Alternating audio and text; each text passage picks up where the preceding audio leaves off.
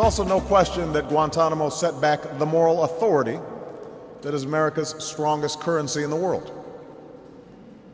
Instead of building a durable framework for the struggle against al-Qaeda that drew upon our deeply held values and traditions, our government was defending positions that undermined the rule of law.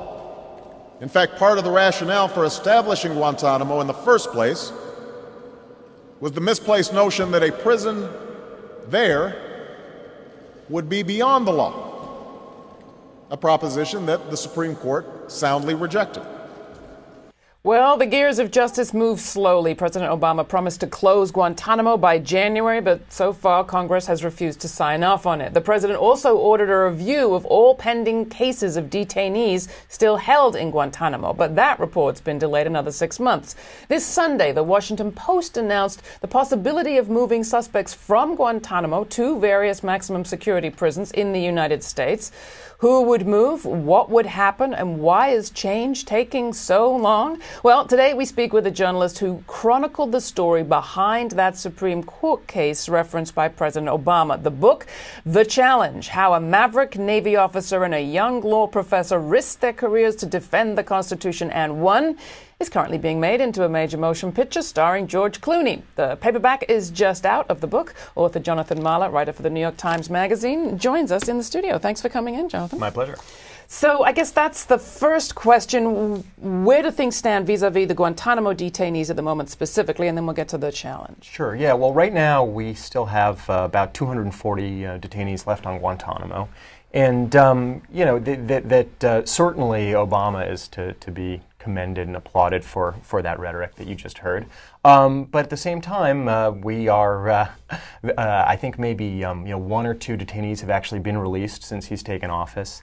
And we are rapidly approaching the 1 year anniversary of his announcement of his intention to close Guantanamo, and no concrete solutions have been floated. And he's also met with some considerable resistance from Congress. His attempts to sort of get the funding he would need to build a facility in the United States and to shut down Guantanamo was of course rejected several months ago by Congress.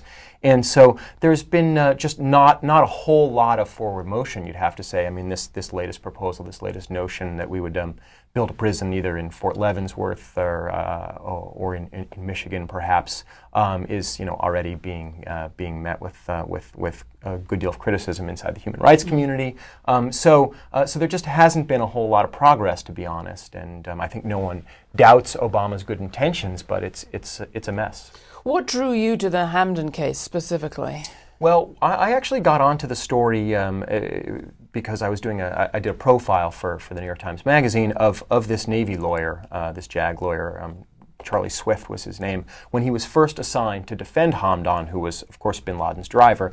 And it was sort of the very beginning of the case when he first started representing this guy and started to get to know him, and decided he was going to actually enlist the help of a law professor at Georgetown and sue President Bush, on this guy Hamdan's behalf. It was a very interesting article, because I remember reading it at the time during in the magazine, and here's a guy what really got him into trouble was that he really believed in military law. That's right. That's exactly right. And he felt that he believed in military law. He believed in the Constitution, and he felt that the president, the commander-in-chief, was violating the Constitution. So he felt it was really his duty, not only as a lawyer, but as an officer, to sue the president. And it had huge implications for him personally.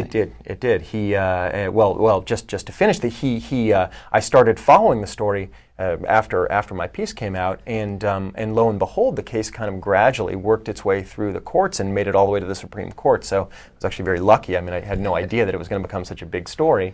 He was ultimately essentially kicked out of the military. He came up for promotion right after the Supreme Court decided the case and was not promoted, and is now out of the military. So, remind us what the Hamdan case decided. Sure. Well, it decided, most importantly, the two most important things it decided. One was an executive power decision, essentially that the president can't design this whole new trial system wherein defendants would have far fewer rights than in our federal court system, can't design it whole cloth without bringing Congress in. He can't just essentially ignore Congress's will and do this on his own.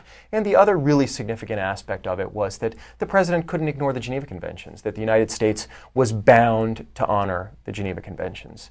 And so, both of those decisions had huge implications for the Bush administration's policies in the war on terror. You've talked a little bit about Swift. His partner in the case was the law professor. Talk about the different approaches each of them had, and what was the law professor's story? Sure, they were very, very different.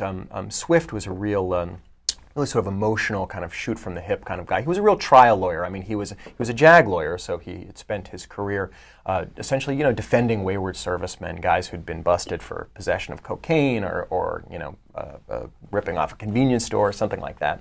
And he was really the guy who developed a very close relationship with Hamdan himself. He would go down to Guantanamo every month for several days, because you can only imagine how difficult it must have been for him to build a relationship of trust with. Here he is coming into Hamdan's cell on Guantanamo in uniform, saying, "I'm here to help you." He looks exactly like people who've interrogated Hamdan dozens of times since he's been in U.S. custody.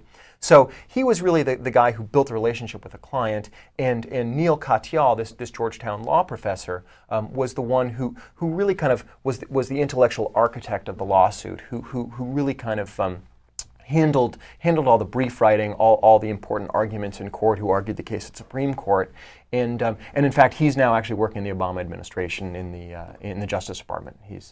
Were there repercussions for him for having taken on this case, apart from ending up in the actually not? It actually was a big boon for his career, because among other things, he got to know Obama along the way, because at the time, Senator Obama had asked him to brief him on some of these issues, and then he won this historic case at the Supreme Court. I mean, he was really a nobody. I mean, he was a 30-something-year-old law professor who'd never argued at the Supreme Court before.